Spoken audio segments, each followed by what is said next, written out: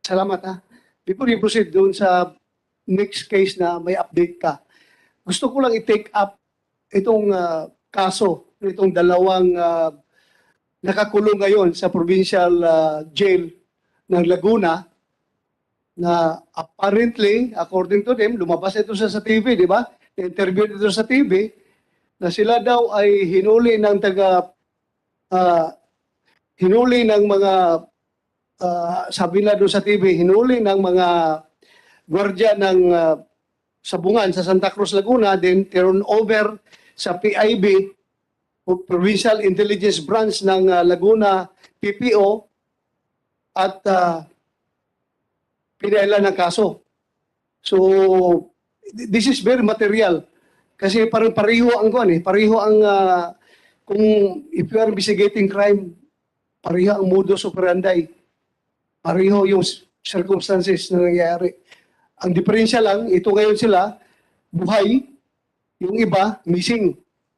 Yun lang ang diferensya. As to bakit buhay sila, malalaman natin bakit buhay. So, yung dalawa na si Mr. Alvin Indon at si Mr. Darwin Indon, sino mas matanda sa yung dalawa? Alvin? Ako po. So, pwede kang mag-share dito sa committee na ito, yung mga nalalaman mo about sa kaso ninyo? Opo, sir. Sige po. Salita ka. Ako nga po pala si Alvin Indon po, sir. Taga Tanay Rizal po. Tanay, Rizal pa rin. Ah. Tanay, Rizal. Opo. Sige, continue. Naglaban po kami sa sa may Santa Cruz, Laguna po. Noong November 18, 2020 po. Dumating po kami doon, alas 7 po ng gabi. Nung dumating po kami doon, kakaunti po ang tao.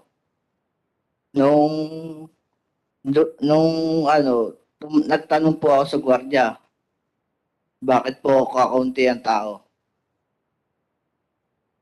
Nung pong tinanong po ako ng gwardiya, nung sinabi ko po doon sa gwardiya na bakit kakaunti tao, sabi, ang kaduktong po daw noon, nasa Pila Laguna po.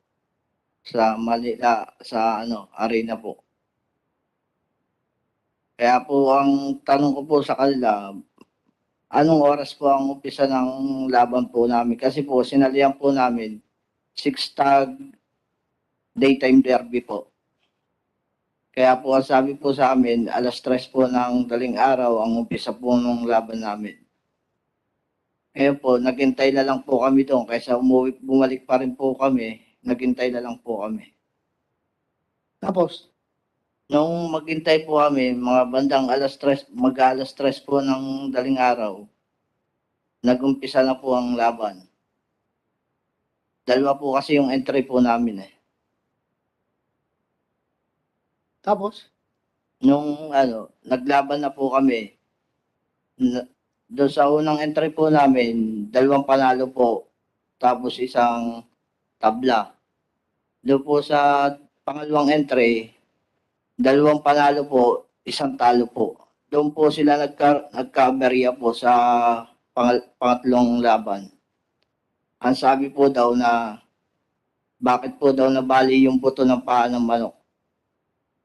Tapos? Nung pong sinabihan, kinuha po sa amin yung natalong manok na ng sentensyador ng Palasan po, sa Laguna po. Tapos?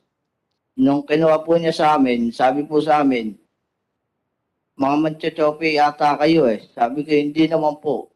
Kami po ay naglalaban dito, pabalik-balik na po kami dito. Kaya po ang sabi sa amin po, Sino yung nagsabi sa'yo? yung pong sentensyador po doon sa Santa Cruz, Laguna po. Sige, tuloy. Nung pong sinabi po sa amin na gano'n, na dinala po nila sa doktor. Ang sabi po sa doktor, baakin po daw yung binti, tignan kung may kayas yung buto. Pag may kayas po daw, hindi na rin po daw kami makita. Sabi ko naman po sa kanila, sige, patingnan niyo po. Tingnan niyo po kung may kayas. Kami naman po ay willing dyan sa sinasabi niyo kasi hindi naman po talaga kami gumagawa ng ganyan. Tapos, Noong pong time na yon, nung magkaroon ng aberya po doon, yung pong mga huling laban po namin, hinold na po nila ang laban po namin. Hindi na po kami pinatuloy.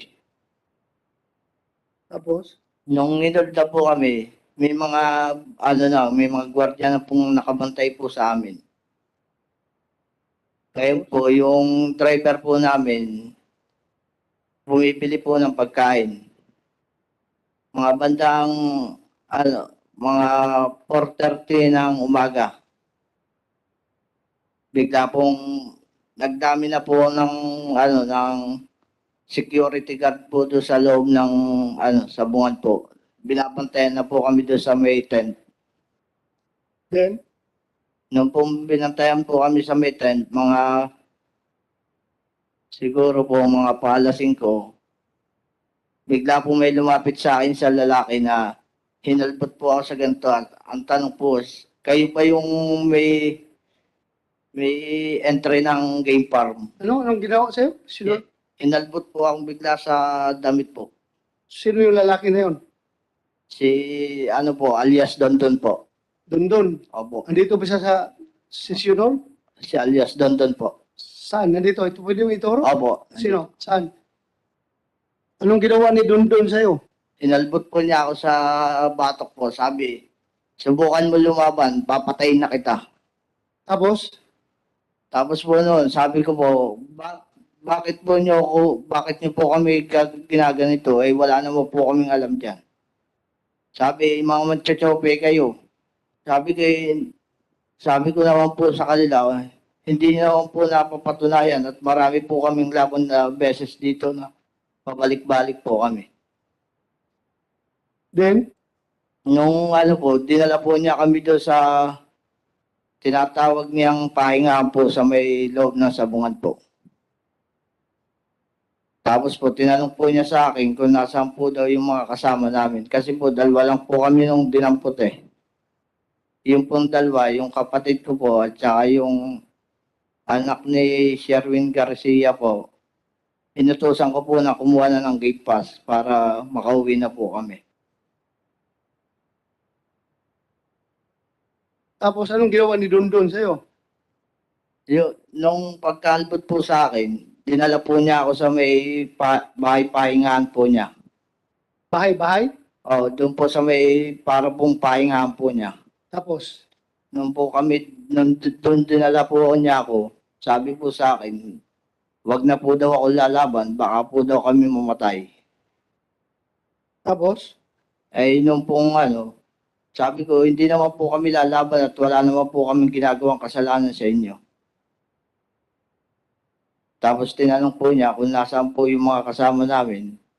Sinabi ko po, nandoon po kumukuha ng gate pass po para makauwi na kami. meron ka sinabi dito sa affidavit mo na maya-maya ay tumawag itong si Dondon ng cellphone. Apo. Sino tinawagan niya? Ang pakirinig ko po, kalapit ko po siya ang tawag niya po ay Boss A. Sino yung boss A? Yun po ang po namin na sinasabi niya si Atong Ang po daw. Anong sabi ni Dondon kay boss Atong Ang?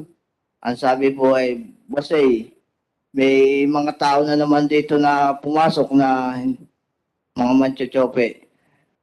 Tapos, Ang sabi niya po, naka-loudspeaker po yung cellphone niya eh. Sabi, naka-loudspeaker po. loudspeaker. Opo. Rinig ko po. Narinig mo? Opo. Kilala mong boses ni Atong Opo. Ang? Medyo malat po. Malat? Sa cellphone. Anong sinabi ni Atong Ang? Anong sagot niya? Ang sabi po nung tinawagan po niya, ang sabi po ay, sige, paaminin niyo kung sino ang boss. Pag hindi niya namin, patayin niyo na. Patayin nyo na? Oo. Narinig mo? Opo. Sigurado ka? Opo. Hindi lang naman po ako nakakarinig noon eh. Sino bang Pati nakarinig? mga kasama ko. Kasi po magkakalapit po kami. Ito prangkahan tayo Opo. Under oath ka dito kapag ikaw nagsinungaling. Opo. Perjury ang kaso mo. Opo. At pwede kita ipa-withdraw from the Witness Protection Program. Opo. Paano mo nalalaman na boses niya atong ang yung nasa loudspeaker? Ay, siya lang naman po at tinawagan niya na Boss A eh. Eh, si Boss Atong lang po ang inaano na AA. Pagkatapos nun, anong nangyari? Nung pagkatapos po nun, tinanong po ulit ako ni Dondon po.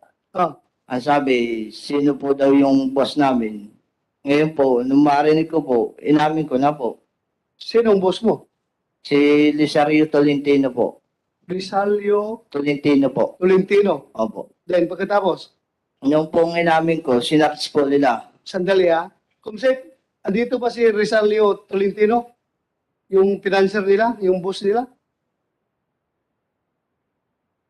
Sige lang, i-check mo muna kung wala. Ha? Sige, tuloy mo.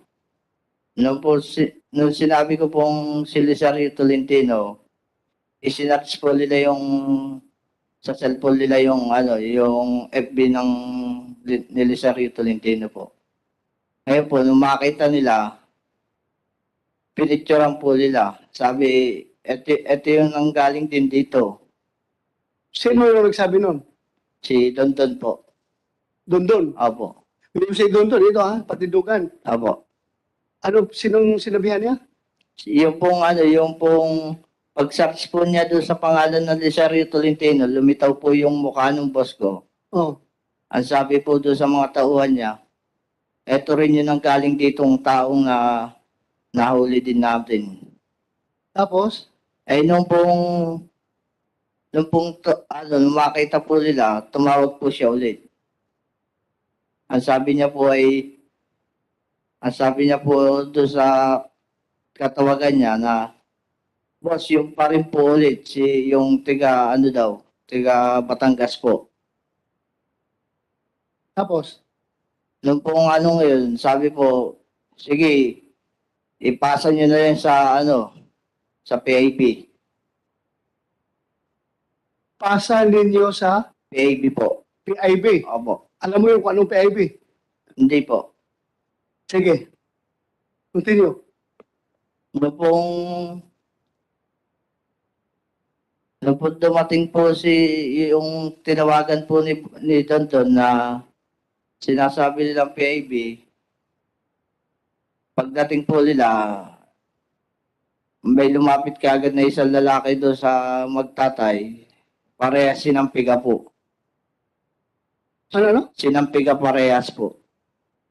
Pag ano yung sinampiga? Pasensya ka na, Bisaya ako, hindi ko alam nung sinampiga. Yung pasampal po sa ganito. Sinampalong. Sa Bisaya yan, sinampalong. Sa amin, Opo. sa inyo, sinampiga. Pasampiga po. Sino nagsinampiga? Sinong gumanon? Si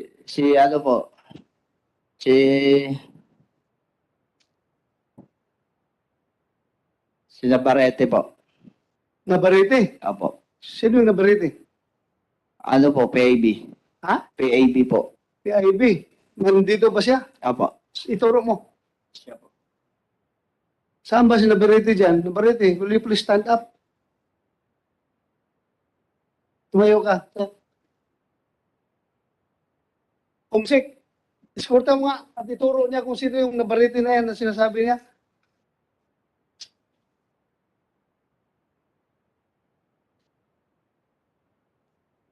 Pakitanggal mo, Nabarete, yung kuan mo. Nabarete, yung cover mo.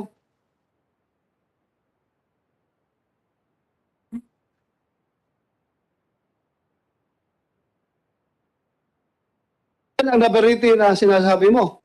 Paano mo nalaman na Nabarete ang pangalan niya? Balik ka muna dito. Thank you. Balik ka dito.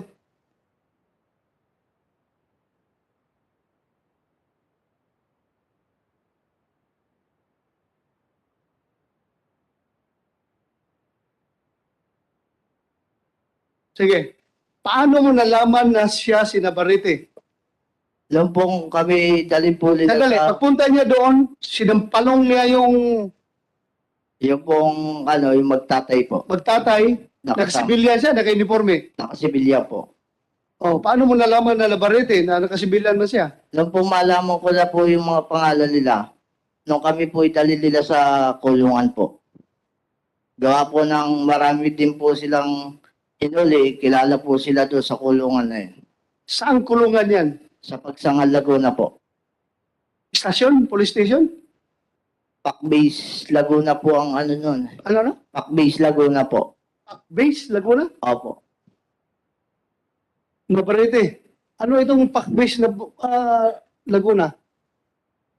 Na dinala ninyo dito? Sir, wala po kaming pack-base po, sir. Ano yung sinabi mo Base? Yun po ang ano pagkakalam ko po, yung Pakbase Laguna po sa ano po. Sa Hindi, Pagsangan. police station. Opo. Police station, hindi. Police station po. Police station ng Pakbase. Pagsanhan, Laguna. Pagsangan po, Pagsangan. Na may Pagsangan po. So, police station yun ng Apo. Pagsanhan. Opo. Hindi Base. Pero nakalagay po sa acronet ano nila, nakalagay po pangalan, Pakbase po. Sandali ha. Pag magsabi ka Pagsanhan, Laguna, sir, spelling mo, Base. Hindi ko po kaya, sir. Paano mo nasabi Base? Narinig mo lang? Hindi po, sinabi po sa amin nung yung ano doon, yung bantay ng police po. Kasi po, Hindi ka marunong magsulat, magbasa. hindi po. Hindi ka marunong. Hindi po. Pero paano mo nalaman Base? Sinabi po sa amin nung bantay na sa kulungan po. Bantay sa kulungan. Opo. Ano yung bantay sa kulungan? Police? Yung police po. Naka-uniforme siya? Opo. So, police station yon. Opo. Kasi pagpunta mo doon, makita mo doon, Pagsanhan, police station. Opo. Pero hindi ka marunong magbasa. Hindi po. Anyway, sige, tuloy mo. No po ano, doon ko po nalaman yung mga pangalan nila. Sinabi po sa amin nung nakakulong doon, ganun yung tao ngayon, ganito pangalan yan. Yung isang tao, ganito pangalan. Yung isang tao, ganun ang pangalan. Tinandaan ko na lang po. Okay, tapos? Nung pong ano, kunin po kami, ang may head pa po sila dyan eh. Meron pa po silang head dyan. Head? Opo. Sino? Si Michael Calabaria po. Claveria. Opo. Ano, paano mo nalaman na head? Iyon po ang tinatawag nilang head na sila po ay sumusunod doon. Nakikita mo? Opo. Dito sa loob ng seasonal, nakikita Wala mo? po. Ha? Wala po dito. Saan ba si Claveria?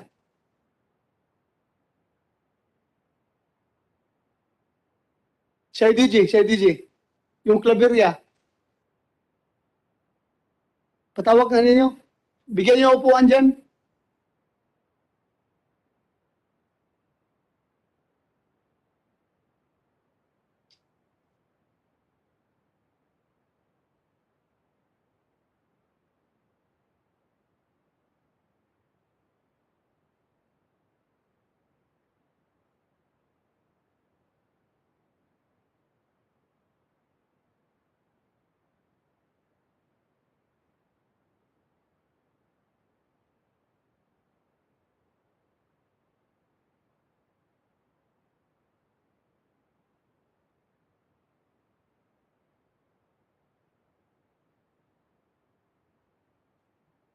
Sige, habang hinihintay natin si sino? Michael? Tuloy mo muna, tuloy mo. No po kung kami kinuha po doon. Kasi siya po yung parang namumuno doon na pinakang under nila yung tatlo po. Noon po kami kinuha, habang kami nilalabas na po sa sabungan, ang sabi po niya sa amin, bakit si Boss Atong pa ang inyong ang inyong binangga? Hindi nyo ba alam, pader yun? Dapat hindi, iba na lang ang binangga nyo, hindi na yun. Sino nagsabi niyan? Si Michael Calaveria po. Claveria. Andiyan na, Claveria, wala pa. Nandito na po, Your Honor. Ikaw si Michael Claveria. Anong ranggo mo? Police Master Sergeant po. Ikaw ang team leader ng Provincial Intelligence Branch ng Laguna? Hindi po, Your Honor. During that time po, si Police Lieutenant Henry S. Sasaluya po, Your Honor. Pero ikaw yung pinaka-senior ngayon. Yes. Yan. Yes po.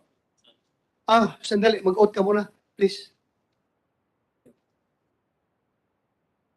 Pakitaas lang po ang kanang mic.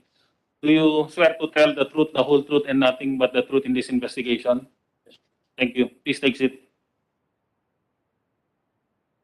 Ulitin mo nga yung sinabi mo. Anong sinabi ni Claveria sa'yo?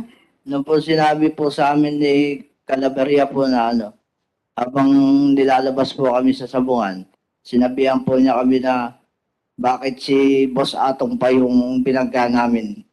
Bumangga po daw kami sa pader. Sabi na, Tapos? ang sabi ko naman po, nag-ano lang po ako na, sabi ko hindi naman po kami nag-chochope eh. Tapos sabi sa akin, hindi mo ba alam? Tumawag sa akin si Boss Atong. Binibigyan lang ang isang ulo nyo na 5,000 isang ulo. Ano ibig sabihin ng 5,000 isang ulo? Papatayin po daw kami, 5,000 isang ulo po. Totoo yan, sinabi mo yan, Claveria? Hindi po, Your Honor. Again, I am reminding you na under oath ka, pulis ka, di ba? Sir, for Huwag kayo magsinungaling dito sa committee na ito. yes po, Your Honor. For information po sa everyone, Your Honor, I would like to inform na nandito po na ito si Alvin Inden po, Your Honor. Nahuli na po yan way back 2015. Mamaya na, tatanungin kita tungkol dyan. Sige po, Your Honor. Nahuli na ito ng drugs noon pa, di ba? Yes po. At ngayon, kinasuhan na naman yun ng drugs Yes, sir. doon sa Pagsanhan, Laguna. Yes, sir. Pero hinuli ninyo doon sa Sabungan sa Santa Cruz, Laguna. Hindi po, Your Honor. It was a legitimate operation po, Your Honor. It was legitimate operation po sa ng bypass. O, gano'n na. Yes, sir. Alam mo, pagprangkahan tayo dito. Excuse me, Your Honor. Since ako naging chief PNP, sabi ko sa inyo, I am your number one friend. You are performing your duties properly, legally. Magpakamatay ako sa inyo. Didipinsahan ko kayo till death. Kapag ginagawa ninyo yung trabaho ninyong matino at legal, isusugal ko yung buhay ko para sa inyo. Pero pag kayo naman ay gumawa ng kalukuhan, illegal, I am your number one enemy. I am your number one enemy. Yan yung sabi ko sa inyo noon pa eh. Kaya sana huwag tayong maglulukuhan dito. Ha? Yan lang sa akin. I love you. You are my men. Kabaro ko kayo for how many years? Pareho tayong uniforme. Pero pag kalukuhan ang ginamit ninyong uniforme sa kalukuhan, goodbye. I am your number one enemy. Pagkahan tayo. Pero kung you are unduly accused by these people, I am here to protect you. Wala tayong may tago dito. Andyan si Lord. Nakikinig sa lahat ng pinagsasabi natin dito. Kung tayo nagsinungaling, alam ng lahat yan. Lalabas at lalabas ang katotohanan dito. Kaya magpakatotoo tayo. Huwag natin gamitin yung ating uniforme at tsapa sa kalukuhan. Dahil doble ang ating pananagutan dyan pag tayo nagluloko. Sige, tuloy mo. Your Honor, yung po sa sinasabi niya na hindi po daw kami sa sabungan na uli. May katibayan po ako sa sabungan po kami inuli. Nang November 19 po ito. 2020 po.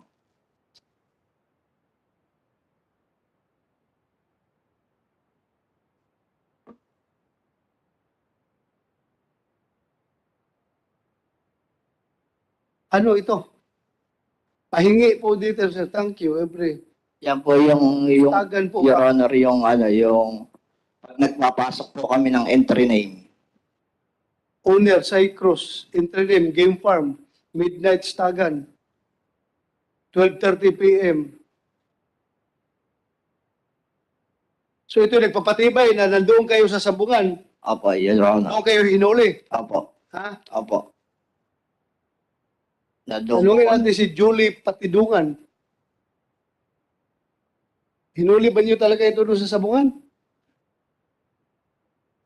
Hindi po, Your Honor. Ha? Hindi po. Hindi. Opo. So sino ngayon na nagsinungaling? At saka, Your Honor, yung sinabi niya kanina, nasabi niya, Boss A daw yung kausap ko. Ni minsan, hindi ko tinawag si Mr. Atong Ang ng Boss A. Amo po ang tawag ko sa kanya, Your Honor. Sino ngayon na nagsinungaling? Ikaw o siya? Your Honor. Excuse me, Your Honor. Yes, go ahead. Kanina pa po nababanggit ang pangalan ko. Pwede po pong magsalita rin naman ako. Yes, Kasi right. part of the conspiracy yan eh. Yeah, you have the, May you have the explain floor. sa inyo. Yes. Marami pong salamat. Kanina po. Dalawang hearing na po tayo.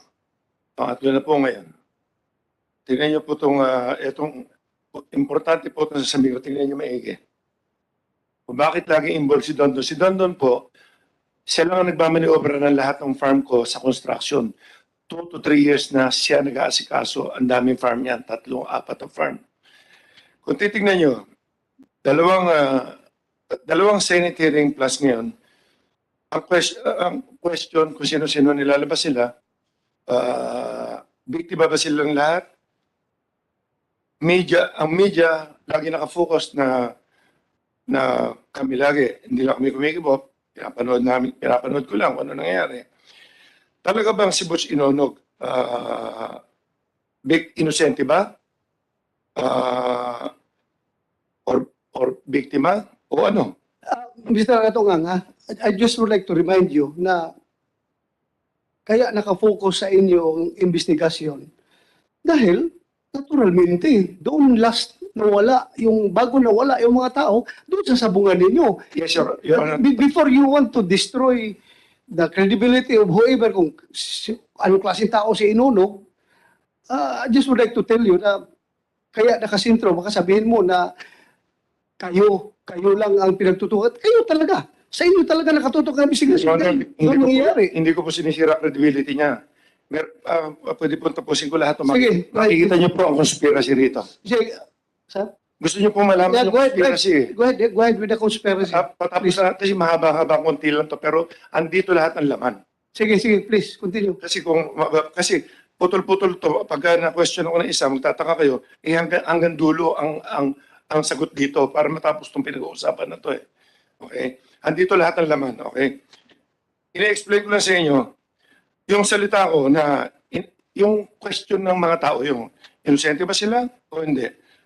Tapos papakita ko rin sa inyo kung ano yung, kasi pinag-usapan na yung mga chope-chope, hindi naman namin malalaman talaga yan eh. Dahil yung taya nga, hindi namin nakikita.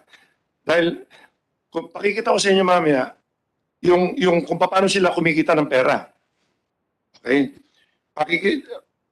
Patutunayan ko rin sa inyo na ayaw ko ng yung dahas-dahas dito. Patutunayan ko rin sa inyo.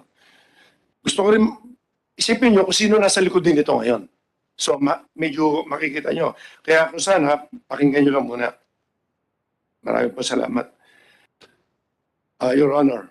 Okay. Your Honor, yung umpisa po tayo noong unang mag-hearing, si Butch Inonog at anak niya, ang sabi niya, driver lang po sila, nangungontrata lang po, at wala po silang alam sa sabong noong una. Hanggang sa lumalim ang investigasyon, inamin niya, may farm pala siya. At yung nagsasalitang si Denmark, trainer niya yan, handler niya. Denmark Simpuego. Okay. At pwede nyo ipacheck, hindi siya ordinaryong tao. Marami siyang connection sa politiko at sa pulis. Okay, ito na ngayon. Pangalawa, merong isang family dyan na sinasabi yung Magbanwa family na ang anak niya nawala. Ang amo niya si Julius Chris Habilio. Yan ang sinasabi niya. Tinanong nyo, si Inonog, hindi niya raw kilala yan. Checkin nyo. Si Inonog, tiga-Tanay. Si Chris Habilio, tiga-Tanay din. Hindi raw sila magkakilala, wala raw siyang connection dyan. Pero yung Magbanwa, tiga-Tanay pa rin. Yung family, puro Tanay ito eh.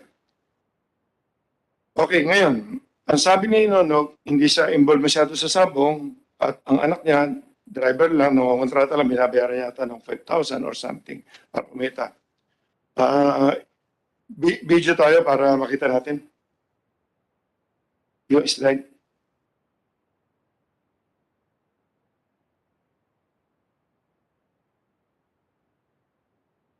Pwede pakita yung picture? Ayan na.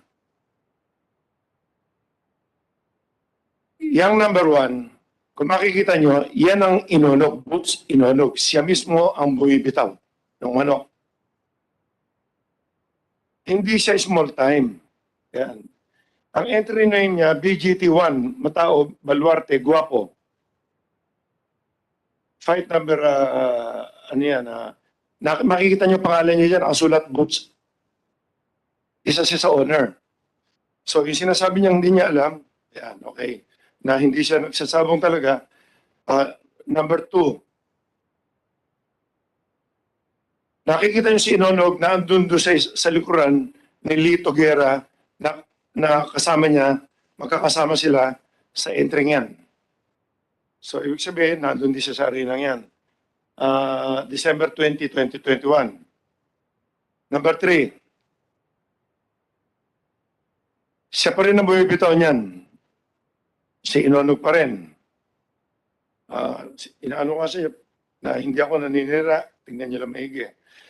Ito na ngayon ang papakita ko sa inyo na sinasabi niya, ito ngayon, kinuha lang namin to sa ano namin, sa makina namin. Dahil lumabas yung pangalan, malalaman lang naman natin eh.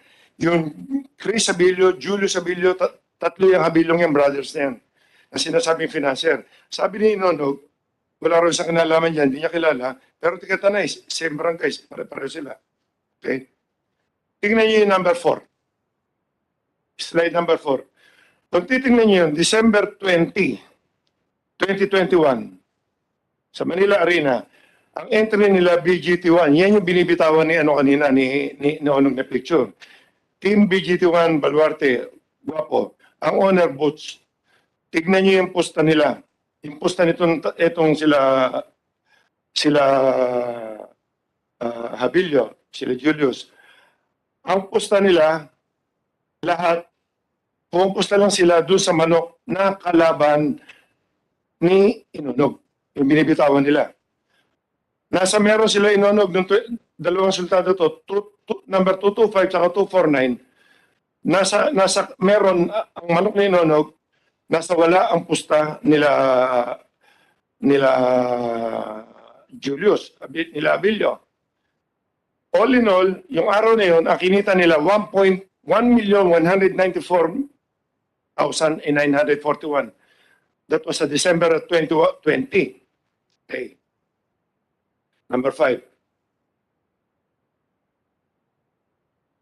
December 28. Hindi raw sila magkakilala. BGT1 na naman. Entry na naman ni Inonog. Ibang araw to, December 28. Okay. 4 na laban niya. 200, 208, 229, 240. Lahat ng pusta ni Julius na hindi niya kilala, nasa wala na naman. Ang kinita nila nung araw na yan, 969,000. Okay. Kailan namin na-check to, dahil nga may nakita kami pangalan, hindi namin ma-check talaga yan dahil wala kang pangalan yung mga iba dyan. December 21, the next day, may dalawa na naman silang manok na nilaban. Ang pusta na naman nila Julius, against na naman, sa manok na naman ni Inonog. Kumita sila ng 632,954 per 6. Number 7, January 13. Ito niya tayo sa Manila Arena. Ito niya tayo yung sinasabing may problema sila. Okay. Si Julius na naman, sila Julius na naman. Fight number 62. Tapos na naman ni Julius, sa wala na naman. Nasa meron kasi. Fight number 73, saka fight number 98.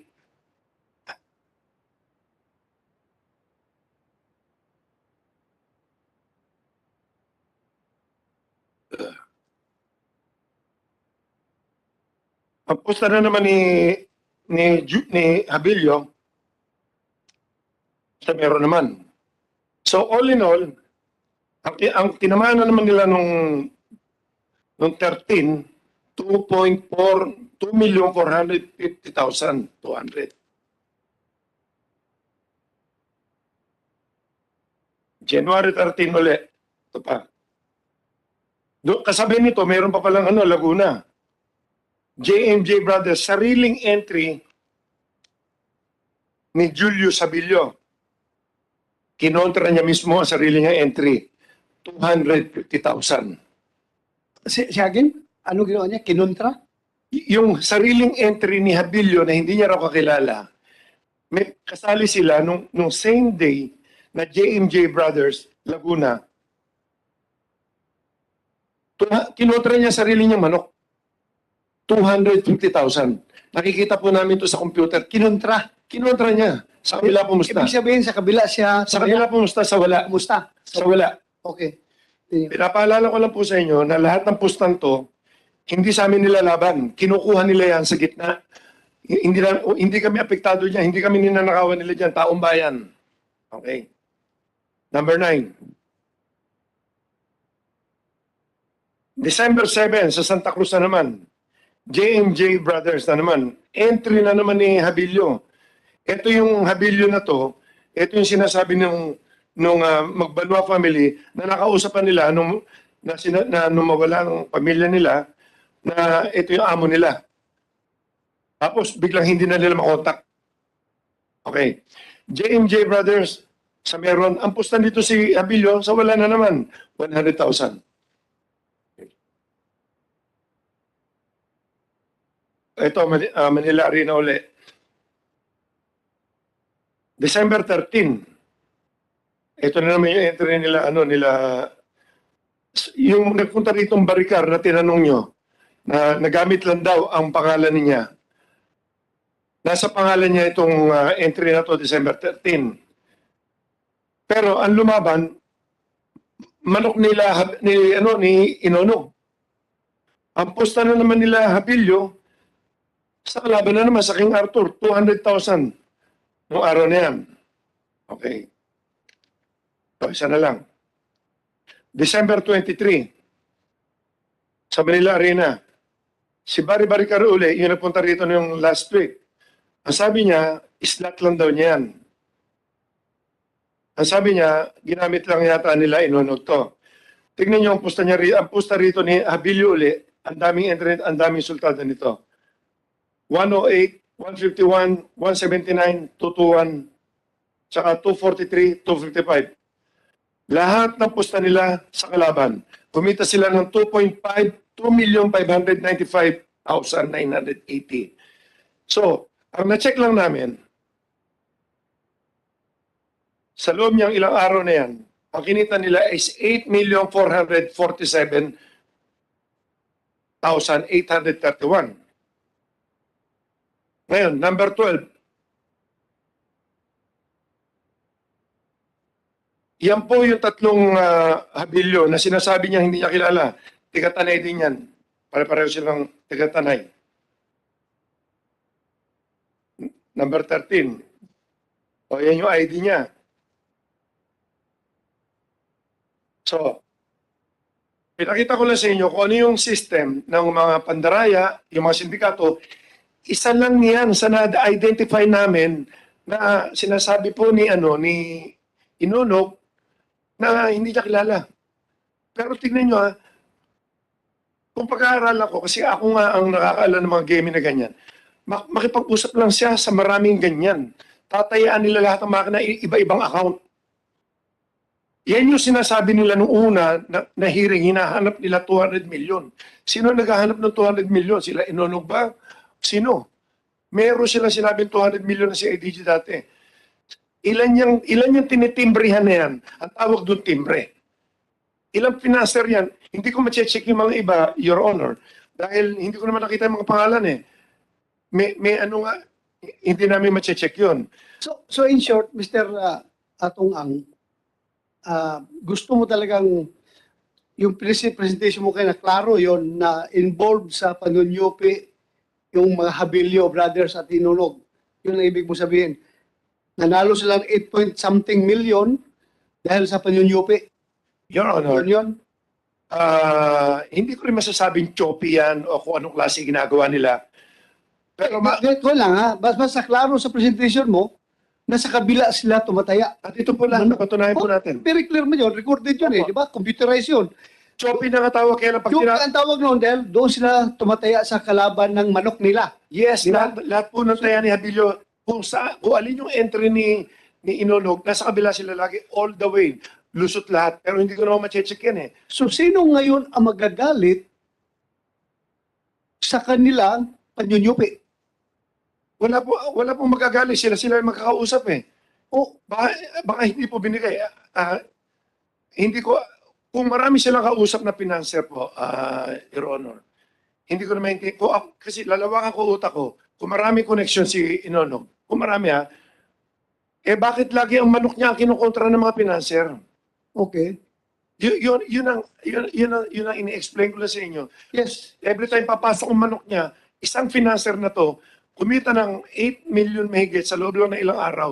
Ilan niyang sinabihan niyang yan? Ilan ang kausap niya? Okay. So settled na natin yan na involved sila sa game fixing.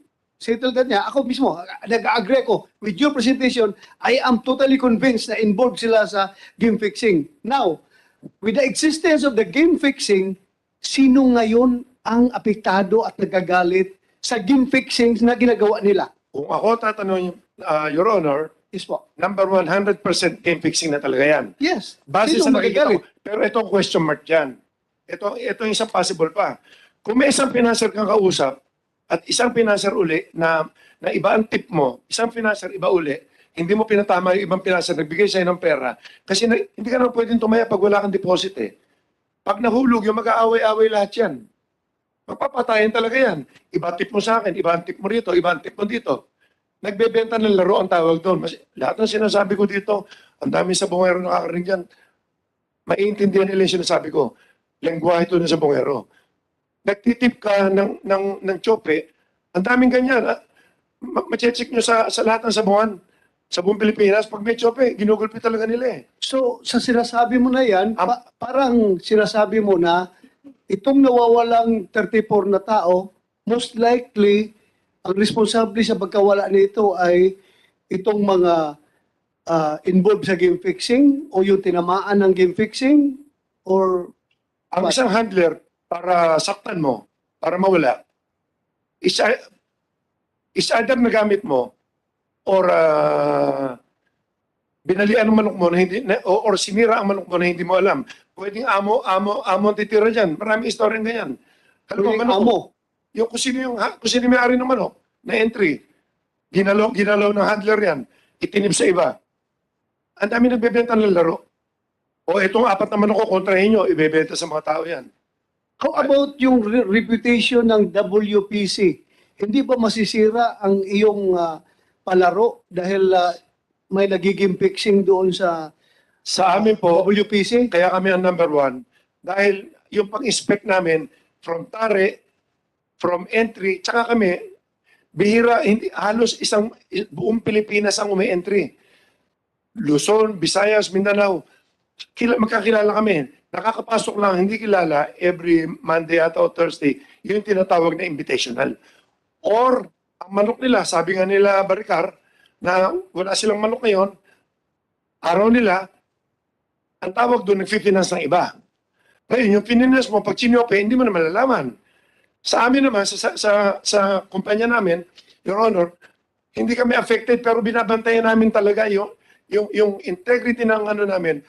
Ang kailangan, para lumaki ang isang negosyo mo, kailangan pag tumama ang tao, bayad ka agad. Yun ang number 1. Yun ang number 1. So, klaro sinasabi mo na regardless kung may mangyayaring panyunyupi sa mga sabungan mo, madiscover nyo yun na panyunyupi, hindi ka galit. Hindi ka interesado sa kanila. Wala kang pakialam. Kung manyupi kayo na manyupi, bahala kayo dyan. Wala kang pakialam. Sa akin po, Mr. Chairman, yes, Senator. just that in, relevant ito. At one time or another, mga investigador tayo, di ba? Senator De La Rosa, myself, General Cruz, Jar Carlos, mga pulis na nandito. No? Di ba pag nag-imbestiga tayo, tatlo agad yung tinitingnan natin, di ba? Motive, opportunity, means. Maliwanag yan, di ba? Basic. Ang gusto ko malaman, yung opportunity saka yung means, medyo na-establish yun, di ba? May oportunidad, tapos meron ding means to commit the crime. Interesado ako, anong nakita niyo motive dito, CIDG?